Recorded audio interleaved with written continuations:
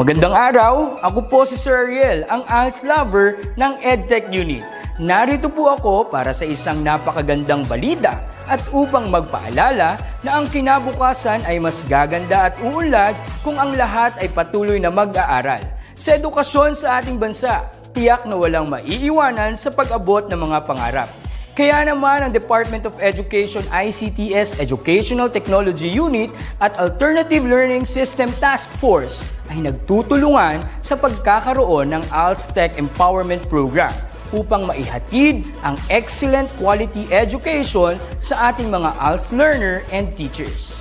To easily deliver the lessons from the modules and other references, we will provide tablet PC as part of the DepEd computerization program to all ALS teachers and orientation on the use of these packages. To deepen the pedagogical use of information and communications and technology in delivering instructions, there are training workshops on the use and curation of open educational resources or OER, Google and Microsoft productivity tools, creation of video lessons using PowerPoint presentations and KineMaster, and on ebook or e-magazine development. To create an avenue for remedial lessons that is open to all learners, teachers, and parents, we will have the ETUlay free online tutorial and mobile ETUlay, where we will visit remote schools to feature the best practices of our ALS teachers and learners. Sa mga out-of-school youth and adult, laging tatandaan na may pag-asa upang makapagpatuloy sa pag-aaral. May ALS para sa inyo. Ang edukasyon ay para sa lahat. Para sa bata, para sa bayan, para sa guro. Sulong Edukalidad.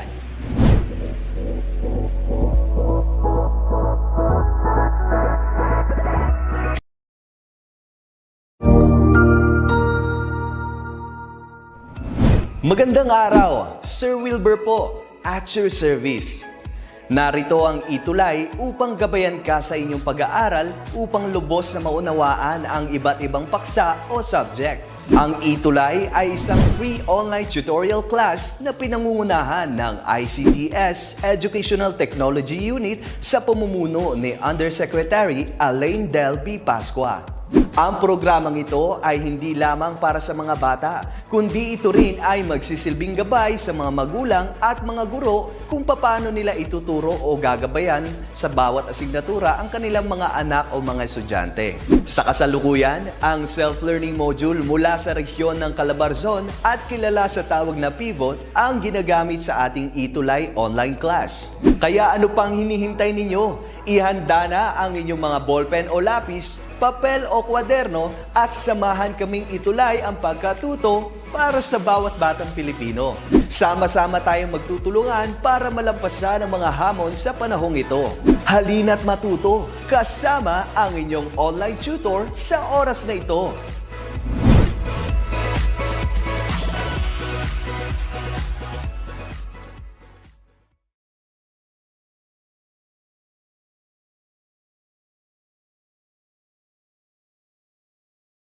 Mic is muted pala. Ayun. Hello everyone. Magandang buhay and welcome to our basic calculus session ngayong 5th week ng 4th quarter. Ayan. So tayo ngayon ay nasa araw na ng Biyernes at tuwing araw ng Biyernes sa pagpatak ng alas 4 ng hapon ay ETUlay session na para sa basic calculus. So sa ngalan ng ating tutor Erwin mula sa Buting Senior High School, ako po ang inyong tutor Romel, ang makakasama nyo para sa ikalimang linggo ng ating ETUlay session para sa basic calculus. Ayan, so i-share na natin ang ating PowerPoint presentation. So ayan, so habang nag-share tayo ng ating PowerPoint presentation, siyempre, bati-bati po muna tayo. Ayan. Kayo na po ulit, sir. Merong nagtatanong dito, si Catherine R. Cleope. Hello, Catherine R. Cleope. So, sa ngayon ay substitute lang muna si Tutor Romel kasi si Tutor Erwin ninyo ay mayroong lakad. Okay, so makakasama natin siya ulit next week. So mukhang okay na ang aking slide. So please do share our live for today. And then mamaya naman, ipopromote ko na rin, mamayang 4:40 p.m. magsasama naman po tayo sa ating General Mathematics. Ayan, so babati-bati po muna tayo sa ating mga manonood po ngayon. So, syempre, unang-una na dyan ang ating pinagmamalaking estudyante from San Lorenzo Ruiz Senior High School, Daichi M. Vallejo, 11 STEM 2. Hello, Daichi. Ayan, pa-share naman rin ang ating video ngayon. Hello din kay Miss Catherine R. Cleope. Magandang buhay po. Magandang buhay din, Ma'am Catherine. Hello rin kay Carmela Kailing Omaas Mejias. Hello po sa inyong lahat and nawa ay pakisabi kung taga saan rin kayo or anong school or anong division para naman ma-shoutout rin natin ang inyong lugar. At nawa pagkatapos ng pandemyang ito, no, magkita-kita tayo rin in person para naman makapagpasalamat po sa inyo. Okay, so we're going to proceed to our lesson for today. So sabay-sabay po tayong matuto. So ngayon po ang ating pag-aaralan ay patungkol sa definite integral as limit of Riemann sums. Okay. So before that, of course, we should have our objectives or expectations. Ano ba ang expectation sa atin ngayong araw? Ayan. So, ayan, at the end of the learning episode, you are expected to, number 1, of course, we need to illustrate, sabi dito, we need to illustrate the definite integral as the limit of the Riemann sums. Number 2, approximate area using the Riemann sums. And number 3, state the steps in finding the approximate area using the Riemann sums and partition points. Kung excited na po kayo, please do click your emojis, like emoji or kahit anong emoji dyan na pwede nyong i-comment sa ating comment section or comment box para naman masabi natin na kayo na rin ay ready na sa ating lesson para ngayong araw. Ayan. So hello din kay Oliver Cancio. Hello po Mr. Cancio. Vince Luna, good afternoon rin sa iyo. Ganon din kay Princess Catherine Lanuza, good afternoon. Ayan, si Vince Luna II, ready na rin daw siya. And nakikita ko dito si Daichi nagtatag ng kanyang mga schoolmates. Thank you, Daichi. Okay, so since ready na kayo, magsimula na po tayo.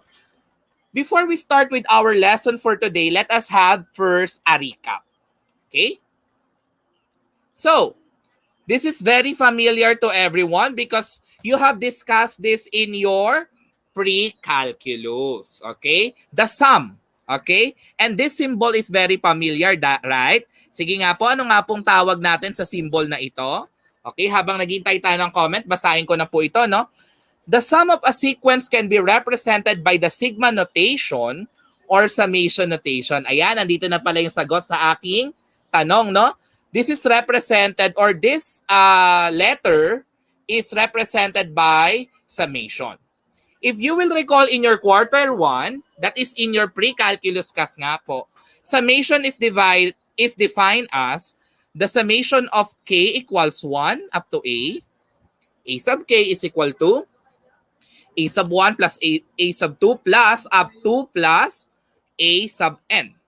This can also be written in the form of the summation of I equals 1 to n, a sub I is equal to a sub 1 plus a sub 2 plus up to plus a sub n. Since the variable are arbitrary values, we can change k to I. Oh, ganun naman pag variable, no? We can change it anytime, no? Yan. Okay. So, let us try to evaluate the following summation nga po. Okay. Sige po. Ano pong sabi sa atin dito? If I have summation of I equals 1 or from I equals 1 to 4 to I, what will be the answer? Or the summation of 2I from I equals 1 to 4 is equal to what? Sige nga po. So, syempre, habang naghihintay tayo ng ating mga kasagutan, ayan, bati-bati po muna tayo muli po. Good afternoon kay Catherine Katayong Muldong. Hello, hello Catherine. Hello rin kay MJ Famorcan Montana. Good afternoon po sa inyo. Okay, once again, pakisagot po ang ating tanong sa recap. We have the summation of 2i from I equals 1 up to 4. Ano po kaya ang sagot natin dito? Ayan. Hello din kay Joan Lanterna Monasilio from Tuburan National High School, Cebu Province. Hello po sa lahat ng mga taga Cebu. Ayan, Austin Matthew Enriquez. Ayan, tinag ka na ni Daichi. Ayan, hello rin kay Princess Catherine Lanuza na nagsabi na siya ay ready na. Ayan, sige po, sagutan na nga po natin ito. Ano pong sagot dito? Ayan, may timer pala tayo. Ayan.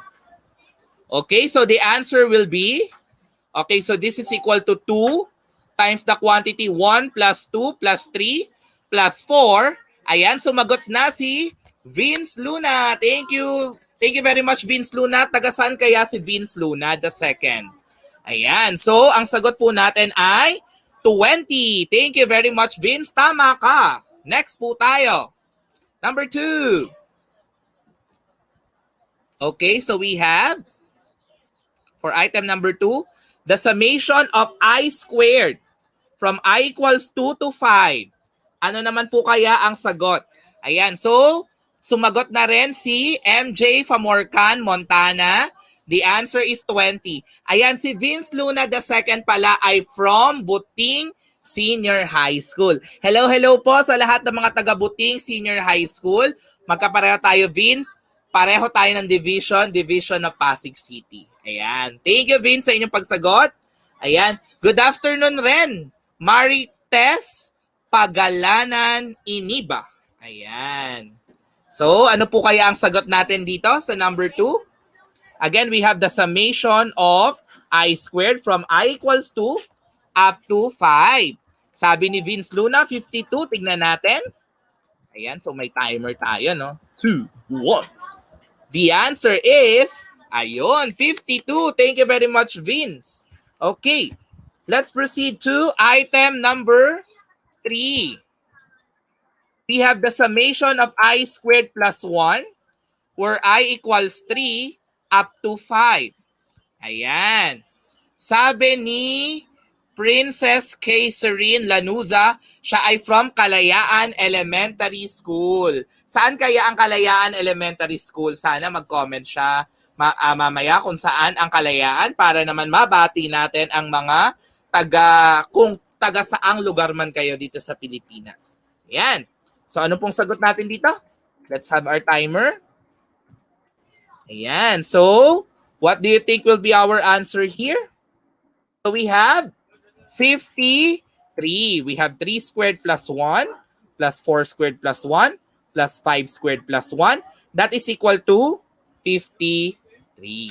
Okay, yan. Thank you very much, Vince. Sumagot rin si Vince. Ayan, no? Napaka-active naman ng taga-Buting Senior High School ngayon. Okay, maraming salamat po.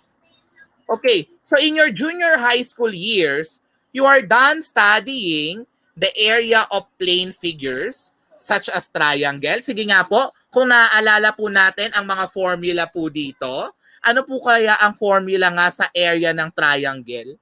Sa area ng square, sa area ng rectangle, at sa area ng circle. And of course, the area also of irregularly shaped figure, which is a composition of different plane figure as shown. Okay, for example, this one. We solve its area by adding all the areas individually. Ayan, thank you, Daichi. Tama rin yun ang iyong sagot sa ating recap number 3. So in this figure, we have different plane figures, trapezoid, rectangle, and semicircle. So in order to find the area of this whole figure, we just need to add the area of the trapezoid, add the area of the rectangle, and the area of the semicircle. Okay, so this will be the method, no, in solving its area. Ayan, nakikita ko ang aking advisory class na si Russell Custodio, nanonood siya. Hello, Russell! Ayan, comment ka naman din, Nak, and pakishare ang ating video. Ayan. So, sumagot na rin si Princess Catherine Lanuza from our recap a while ago. Okay. So, tingnan po natin ang mga sumusunod. So, this time, we are going to discuss how to find the approximate area of a region bounded by a curve defined by the continuous function y equals f of x above and bounded by the interval, okay, this is bracket A, comma B below. Okay? So this is the figure. Curvy siya, no? Curvy. Di ba? Okay. So, as you can see, it is bounded by A and B here. And we have here the function y equals f of x. Okay? So, let's continue tayo. Approximating the area under a curve can be done by breaking up that area into rectangles and then finding the sum of areas of those rectangles as an approximation. Okay? So rectangles were subdivided or partitioned equally between the given intervals, which will serve as our boundaries A and B. Note that as the number of rectangles increases, the approximated area R becomes closer and closer to the exact area R because it becomes more and more like the shape of the region between the curves and the x-axis. Okay? Ayan. So this is the illustrative example of what I have read a while ago. Okay? The concept here, here's the illustrative image. Okay? Or the illustration. Okay? So as you can see, no, habang lumiliit yung ating rectangle, okay, lalong nag-approximate to the curve, okay, yung ating shaded region which is composed of rectangles. Okay? So, in the figure, the length of the rectangle is the function evaluated at the left endpoint of each rectangle, f sub or f of x sub I, where x sub I is any point on the subinterval and whose width is delta x is equal to x sub I minus 1 minus x sub I. So the area of each rectangle is the product of x sub I or f of x sub I and delta x. If we take the sum of these products, we obtain what? Ano kaya ma-obtain natin? Tingnan natin. Okay, so we have S sub m is equal to f of x sub 0 delta x plus f of x sub 1. Okay, delta x plus up to plus f of x sub n delta x. Okay, so this is the formula for delta x, ano?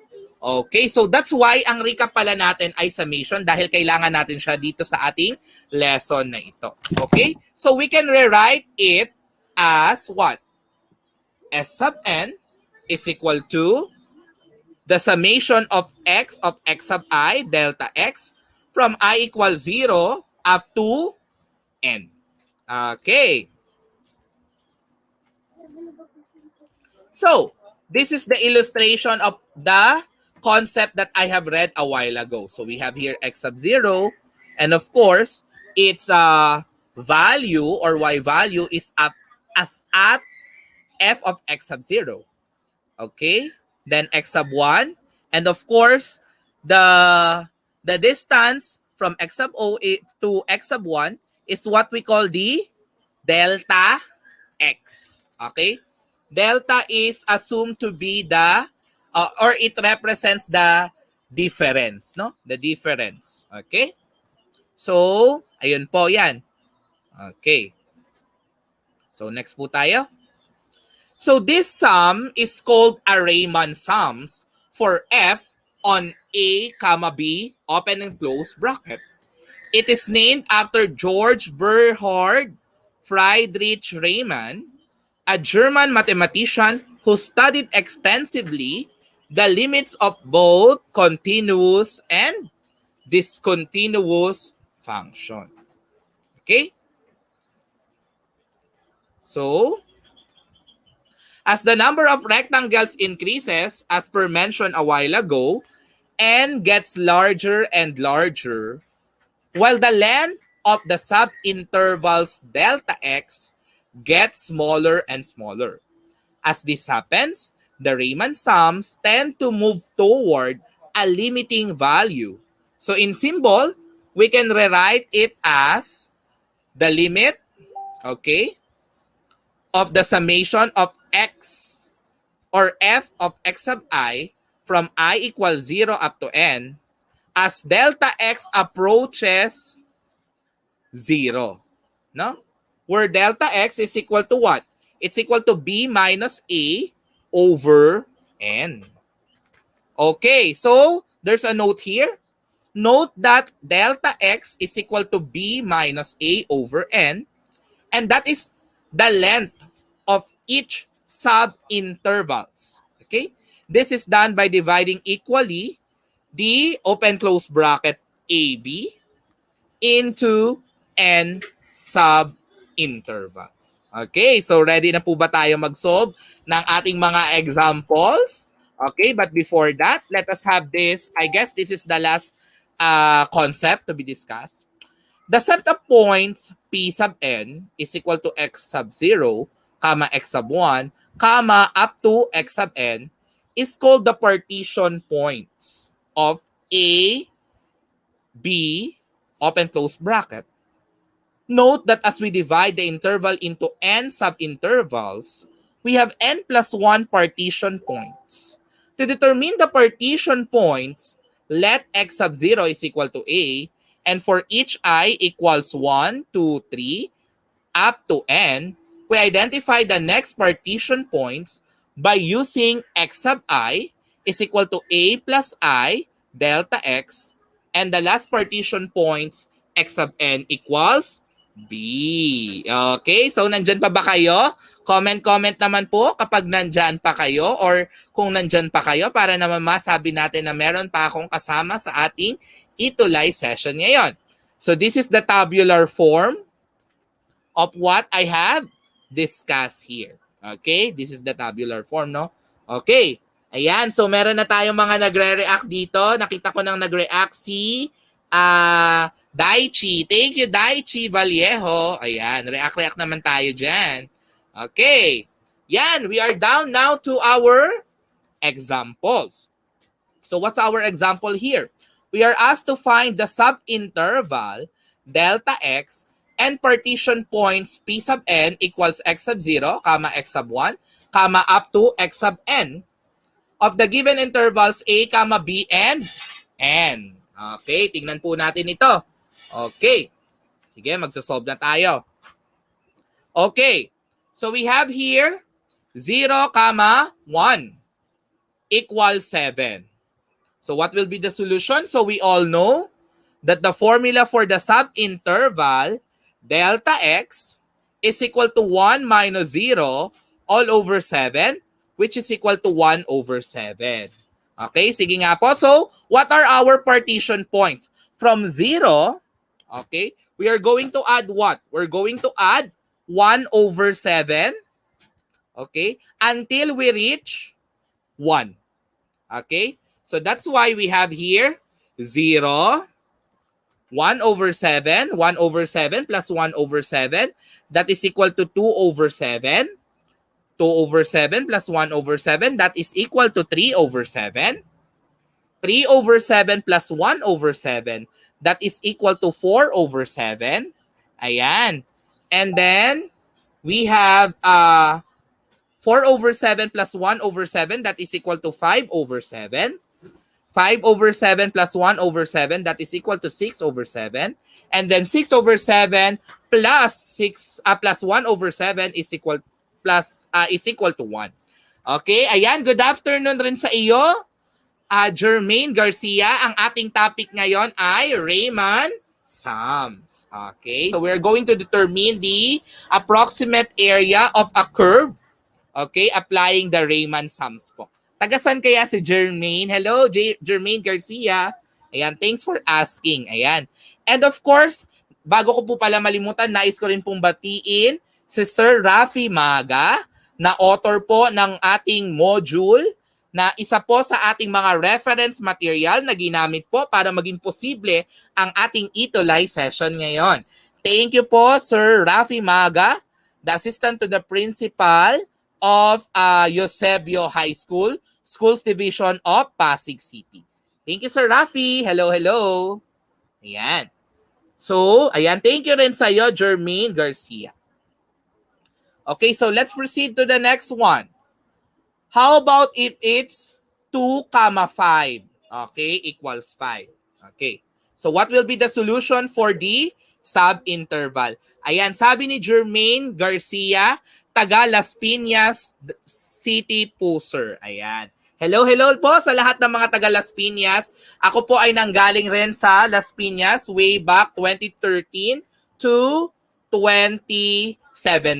Ayan. Hello po sa lahat ng mga taga Our Lady of Pilar Montessori Center. Ayan. So, si Ma'am Jermaine Garcia ay from LPCNSHS CAA Campus po. Ayan. Hello po sa lahat ng mga taga Las Piñas. Ano kaya ibig sabihin ng LPCN SHS? Siguro Las Piñas National Senior High School. CAA Campus. Ano kaya ibig sabihin ng C? Comprehensive ba yun? Ayun. Ay, sige, pakicorrect na lang po ako, Ma'am Jermaine. Ayan, so anyways, going back here. So we have 2, 5 equals 5, no? Sub-interval of delta x can be computed by or following the formula b minus a all over what? Ano nga ba yon? All over our n. Okay? Which is 5, no? So we have here 5 minus 2 over 5. That is equal to 3 over 5. Okay.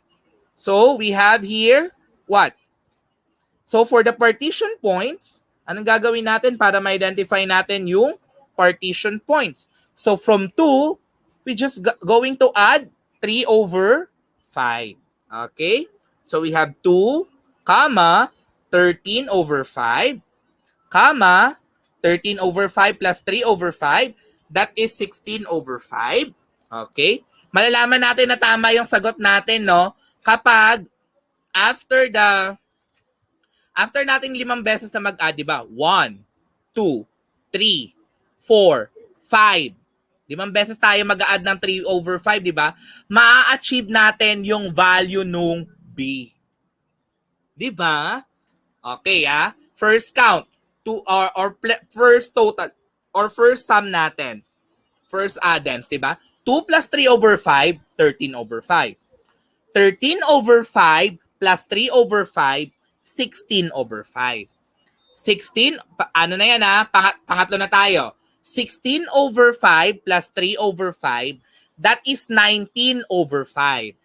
Pang-apat, 19 over 5 plus 3 over 5, that is equal to 22 over 5.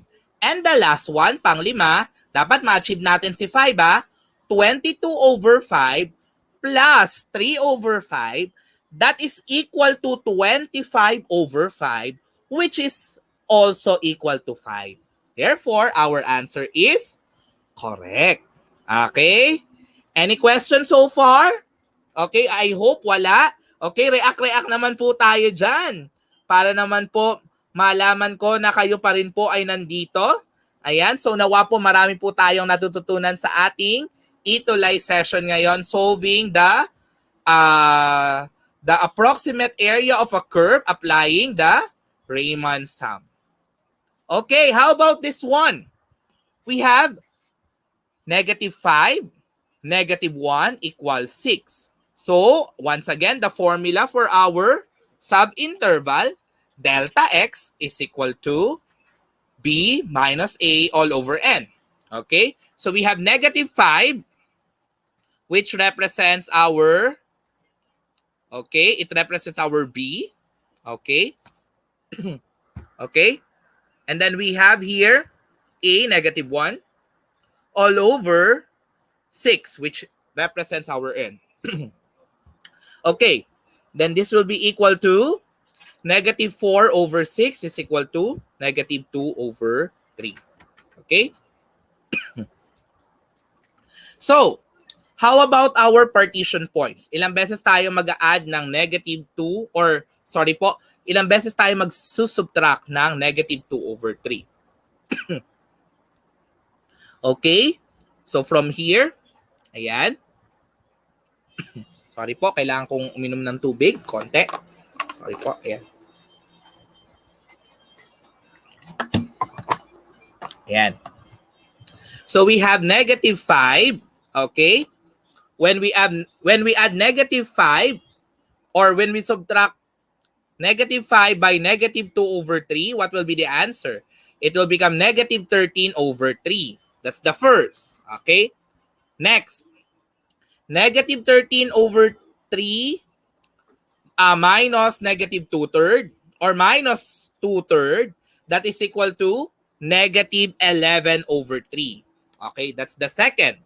Next. Negative 11 over 3 minus 2/3. That is equal to negative 9 over 3, which is also equal to negative 3. That's the third. Next.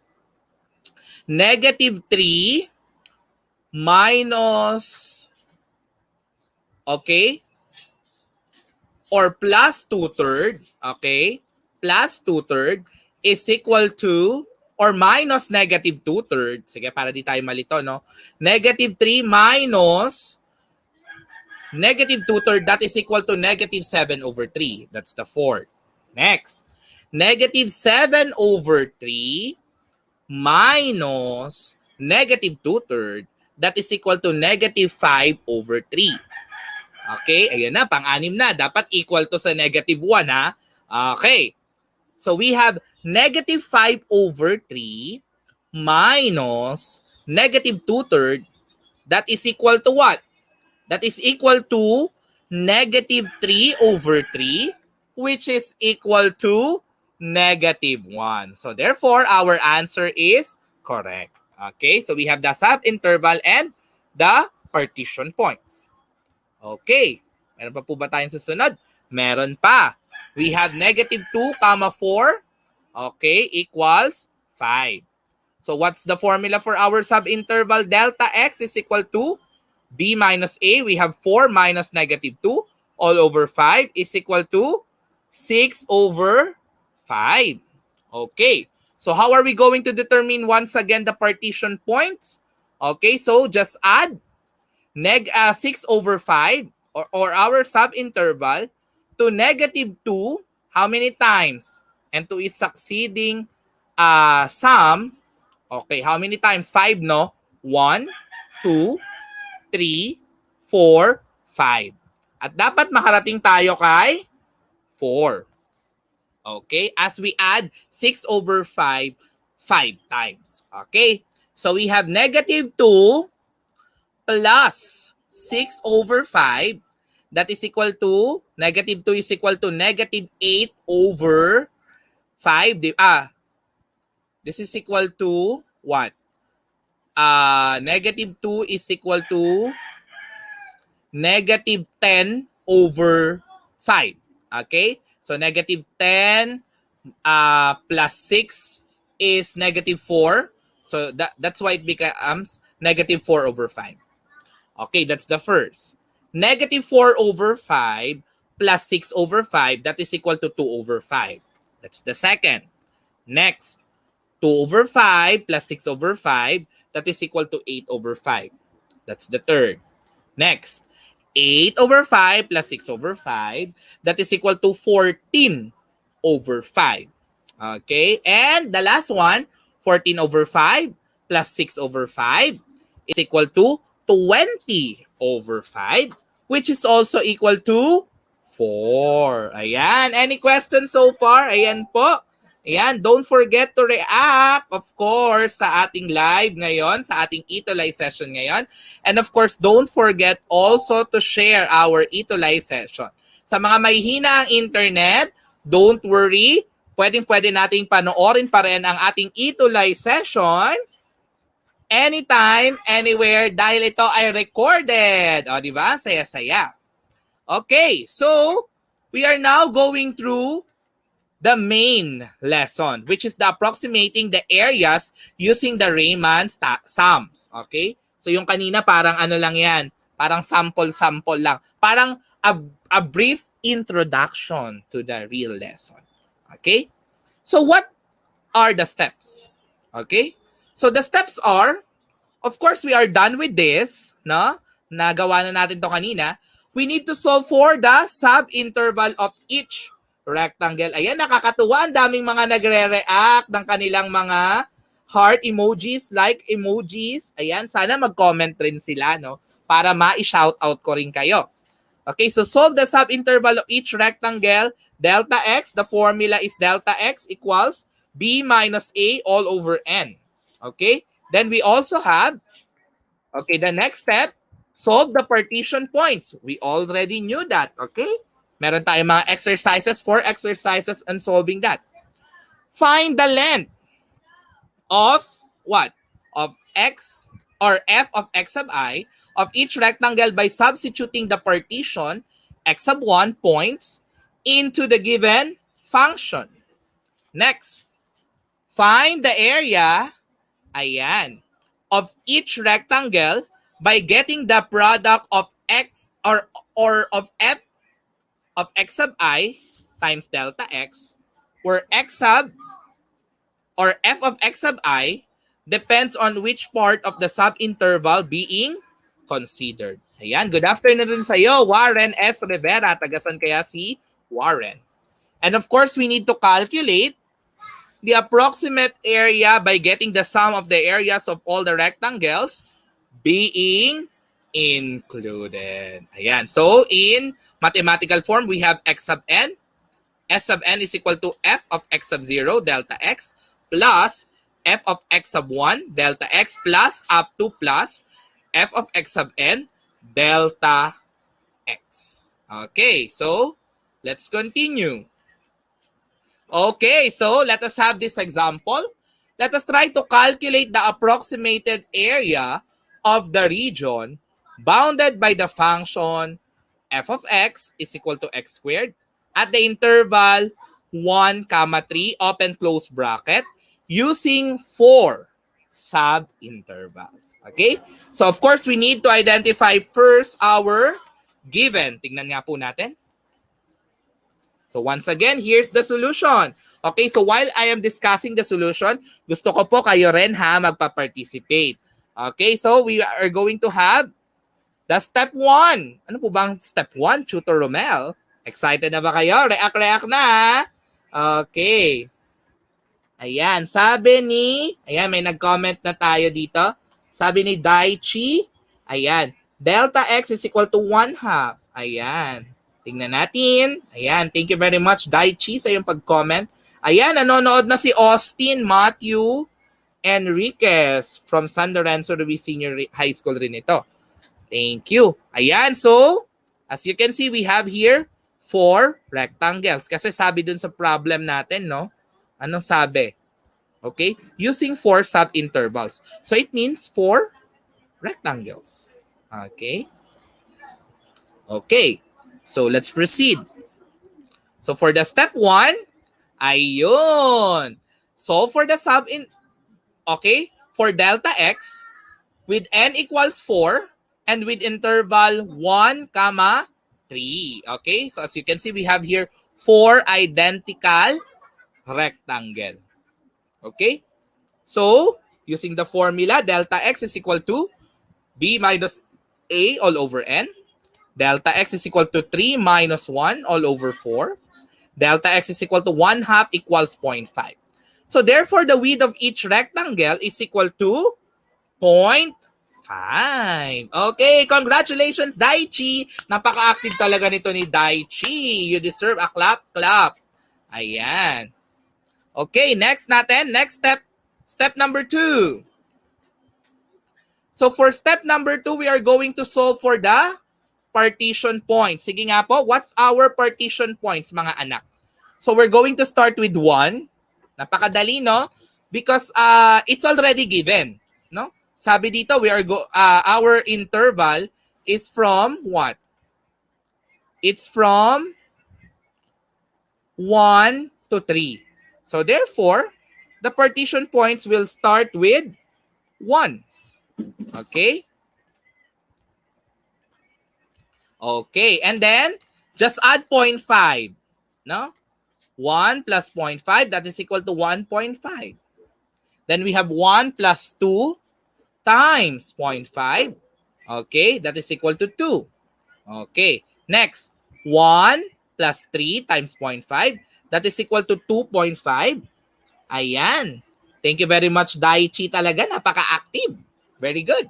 And we have x sub 4 is equal to 1 plus 4 times 0.5, which is equal to 3. Ayan. Thank you very much, Daichi Vallejo. At sa lahat, syempre, siguro yung iba nahihiya mag-comment, no? Mag-comment na kayo para ma-shoutout ko na rin kayo. O, di ba? Sa mga susunod na panahon, panonoorin to ng ating mga susunod na henerasyon. Di ba? Kayo ay naging parte ng ating ETUlay session, week 5 ng ating basic calculus. Ayan. So, step 3 natin. Using the equation, f of x is equal to x squared, substitute the partition points to solve the height of each rectangle. Okay? So, sabi, we have 1, 2.25, yan, 4, and 6.25. So, I hope you get or you got also the same answer, no? Maraming salamat po. And, of course, the example, note the example is left hand, Riemann sums. That's why x sub 4 is not included. Okay? Naka-left kasi siya, naka-left hand. Okay? Next. So for step number 4, find the product of each rectangle. F, ito na yung formula na binigay natin kanina, no? F of x sub I, okay, times delta x. Ayan. So we have F, okay? So what are the product? 0.5, 1.125, 2, and 3.125. And what's the last step? We're just going to add those product. So the area or the approximate area is at 6.75. Yay! We were able to solve it. Okay? Using our Riemann sum. And of course, wag na wag po nating kakalimutan ang ating what? Okay? Ayan. Wag na wag po nating kakalimutan ang square units. Ayan, meron po nagtatanong, or ang ating conclusion, therefore, the approximate area under the curve is 6.75 square units. Bakit square units? Because it's area. Okay? And the unit for our area is square units. Hence, we expect that the area under the given curve is 6.75. Sabi ni Jermaine Garcia, Sir, can I ask po kung ano po yung first topic po sa basic cal for 4th grading? As far as I am concerned po, Ma'am Jermaine, ang topic po sa 4th grading, start ng 4th grading ng basic calculus ay derivatives. Yan. Mag-start po yun sa derivatives. Okay? Tapos hanggang sa mapunta na sa integral. Tama ba ako? Nawa, hindi ako nagkakamali, no? Oo. Oo ata. Or sa integration, no?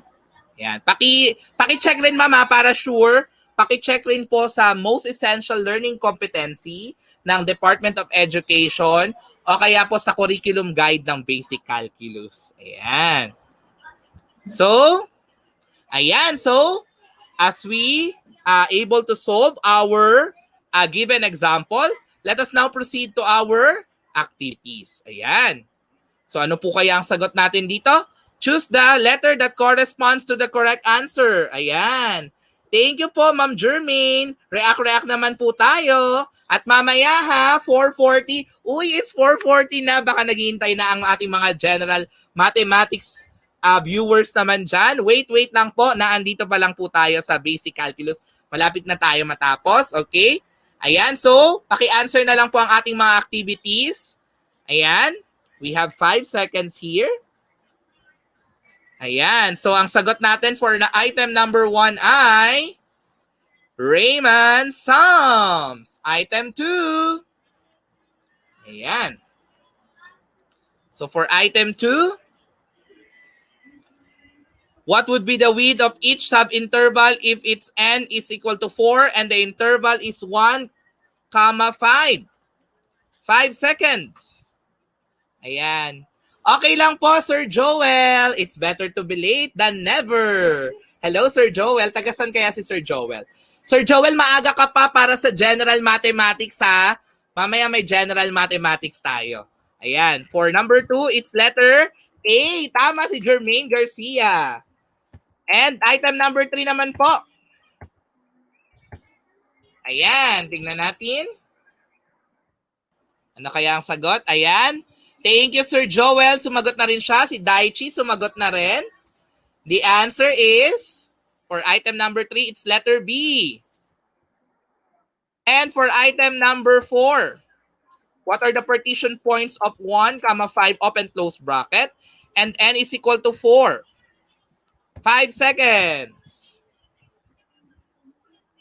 Okay, tingnan natin. It's letter A. And item number 5, meron pa ba tayo? Ayan. Ayan, active na active si Daichi, oh. If the interval 1, 5, ayan, thank you very much po sa inyo. If the interval 1, 5 and n equals 4 has a function f of x equals x squared, what is its area? Ayan. Ayan. Okay, actually, you can send your solution here, no? It's letter B. Number 5 is letter B. Ayan. Hello rin po, Ma'am Elian Rasos Kadukoy. Ayan. So, ito ay iwan ko na lang po sa inyo dahil lilipat po tayo sa General Mathematics mamaya. Ayan ha. Okay. Ayan. So, meron tayong mga, ayan, paki-screen capture na lang po, no? Ayan. Or pwede nyo naman po itong balikan mamaya. Ayan. Ayan po ang ating mga exercises. Ayan. Thank you very much. And sa ngalan ng ating tutor, Erwin, ako po ang inyong tutor, Romel. Ayan, ito po muna ang ating mga references. At ako po mag-iiwan ng pahayag. Pero bago ang lahat, magkita-kita po tayo ha sa General Mathematics. After ko po dito, lilipat ako sa General Mathematics. Ang topic po natin ay loans. Magkita-kita po tayo. So mag-iiwan po ako sa inyo ng pahayag na ang math, kayang-kaya, tara at tutulungan kita. Ituloy natin ang edukasyon hanggang sa matuto ka. And of course, tahanan, paaralan at komunidad, kapit-bisig tayo tungo sa kalidad na edukasyon ng ating kabataan. At ugaliin po nating bilangin ang ating mga biyaya upang tayo po ay laging masaya. Ayan, ito po ang aking mga account na pwede po ninyong i-add. Ayan, i-follow. And, of course, see you in our next session. Mamaya na yan, General Mathematics po tayo. God bless to everyone and to God be the glory. Thank you po! Bye-bye! See you sa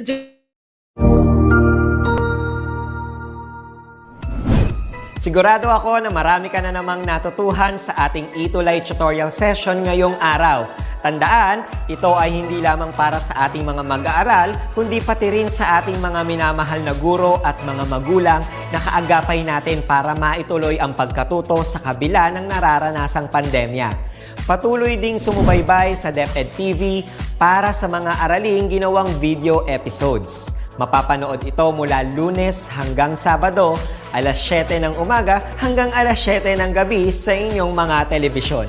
Abangan sa Lunes mula 1:00 ng tanghali ang iba pang aralin sa ating ETUlay free online tutorial session sa Science. I-like and subscribe at manatiling nakasubaybay sa ating ETUlay tutorial session sa DepEd Edtech Unit FB page at Educational Technology Unit channel sa YouTube at sa DepEd Tayo at DepEd Philippines social media accounts. Paalam!